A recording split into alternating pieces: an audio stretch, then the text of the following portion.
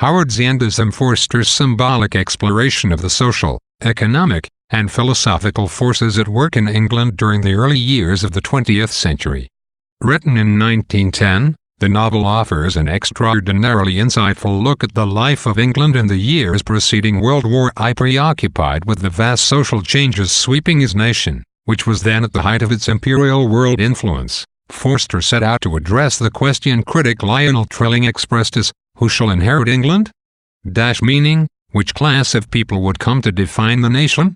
To answer the question, he explores the lives of three different groups of people, each of which represents a particular social class or class aspect: the literary, cultural Schlegel family, who represent the idealistic and intellectual aspect of the upper classes; the materialistic, pragmatic Wilcox family, who represent the solid English work ethic and conventional social morality; and the impoverished Bast family, headed by a lower-middle-class insurance clerk who desperately hopes books will save him from social and economic desolation. Forster explores these three groups by setting them against one another in relief, gradually intertwining their stories until they are inextricably linked.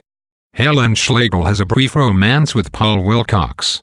Margaret Schlegel befriends Ruth Wilcox, then marries Henry Wilcox after Ruth's death. Jackie Bast is revealed as a former lover of Henry. Helen has an affair with Leonard Bast and ultimately bears his child. In the end, Mrs. Wilcox's estate of Howard's End, a former farm now within distant sight of the outskirts of London, comes to represent England as a whole, and the question of who shall inherit England symbolically centers around each character's relationship to Howard's End.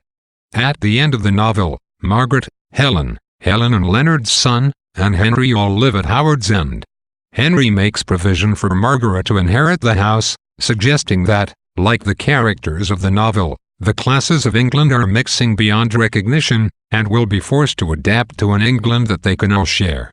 In addition to the thematic role played by houses in the novel, the Schlegel house on Wickham Place also becomes an important symbol of their class and family identity. Forster explores the symbolic value of other objects and ideas, including money, continually contrasting the seen with the unseen, the physical, material world of the Wilcoxes with the imaginative, spiritual world of the Schlegels. Forster posits the possibility that, ultimately, the universe has no meaning, that all of life is simply a struggle for subsistence, represented by toil for money.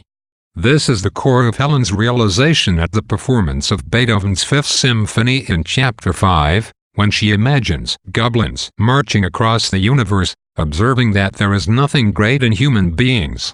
However, Helen eventually realizes that the idea of death forces people to confront the idea of the unseen and forces them to look for meaning in their lives. In this regard, life is not merely a quest for enough money. Money is an important part of life, because it enables leisure and security, but it is not all of life. Then again, Helen realizes this largely because she has money. It does no good for the doomed Leonard Bast,